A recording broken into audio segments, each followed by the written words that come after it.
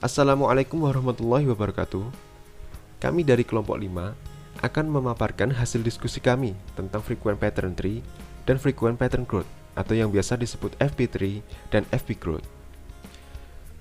Kami beranggotakan 3 orang. Ada Nabila Karisma, Muhammad Latif Albana, dan saya sendiri Irfan Nurhadi. Algoritma FP3 atau FP Growth termasuk algoritma Association Rule. Association Rule merupakan salah satu metode yang bertujuan untuk mencari pola yang sering muncul di antara banyak transaksi, di mana setiap transaksi terdiri dari beberapa item, sehingga metode ini akan mendukung sistem rekomendasi melalui penemuan pola antar item dalam transaksi yang terjadi. Dalam Association Rule, aturan atau rules yang terbentuk harus memenuhi syarat minimum untuk support atau min-sup dan confidence atau min-conf pada sebuah database. Support adalah suatu ukuran yang menunjukkan seberapa besar tingkat dominasi suatu item atau item set dari keseluruhan transaksi. Confidence adalah suatu ukuran yang menunjukkan hubungan antar dua item secara kondisional atau berdasarkan suatu kondisi tertentu. Konsep dasar FP3.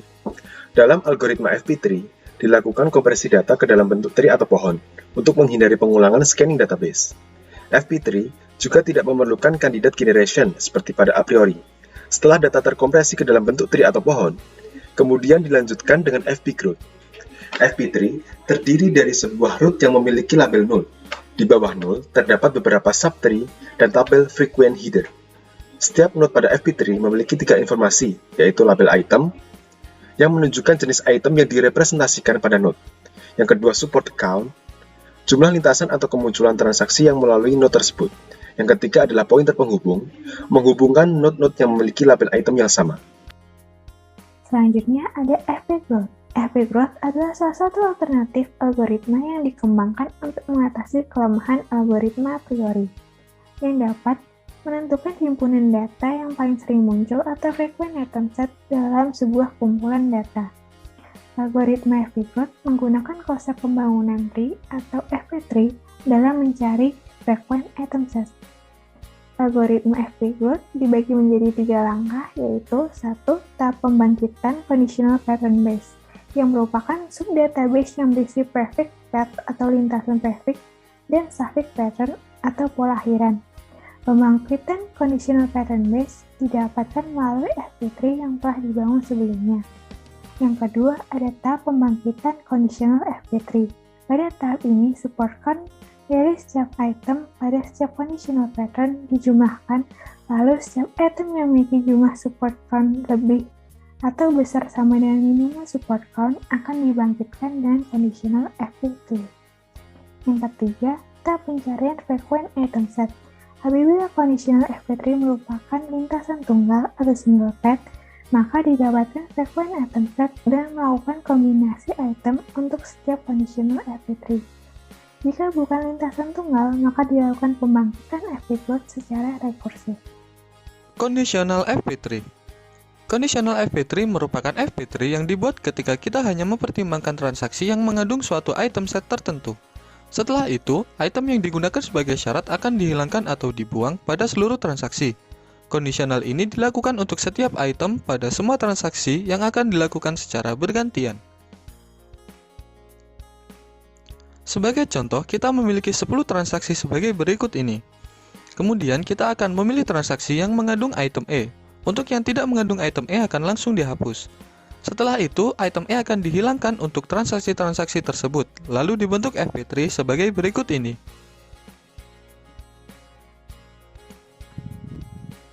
Setelah didapatkan frequent item set berakhir di E, gunakan conditional FP3 item E tersebut untuk menemukan frequent item set yang berakhir di DE, CE, AE, dan kemudian dilanjutkan lagi untuk item yang lain. Ingat bahwa BE tidak dianggap, karena BE tidak ada dalam conditional FP3 untuk E dikarenakan tidak memenuhi minimal support yaitu 2. Untuk setiap akhiran, misal DE, cari prefix path dari conditional FP3 untuk E, ekstrak frequent item set, buat conditional FP3, dan seterusnya, yang berjalan secara rekursif, misal E, DE, dan ADE, dikarenakan DE dan ADE ternyata ditemukan frekuen. Contoh untuk FP3 pada CE adalah sebagai berikut ini. Jika masih ada yang frekuen, maka akan terus berlanjut atau rekursif hingga berakhir menjadi lintasan tunggal saja. Hasil akhir dari conditional FPT tersebut adalah sebagai berikut ini. Video kali ini menggunakan dua package, yaitu rjava dan rjba. Jika terjadi error saat pemanggilan rjava, disarankan untuk menginstal Java versi terbaru. RJBA merupakan package implementasi dari classification based on association. Selain dapat digunakan untuk memperoleh frequent pattern, package RJBA juga dapat digunakan untuk mengklasifikasikan model dari rules association yang telah terbentuk. Dalam video kali ini, data yang digunakan adalah dataset iris.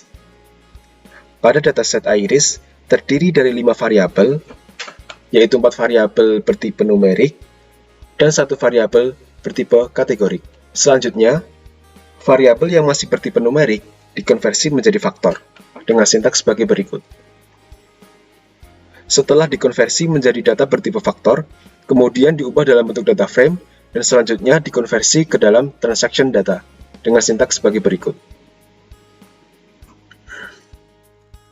Setelah kita membentuk transaction data, selanjutnya akan dibentuk aturan atau rules dengan algoritma fpGrowth dengan sintaks sebagai berikut.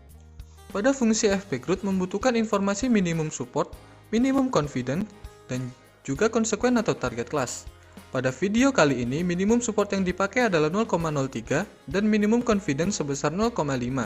Konsekuen atau target class yang digunakan adalah spesies.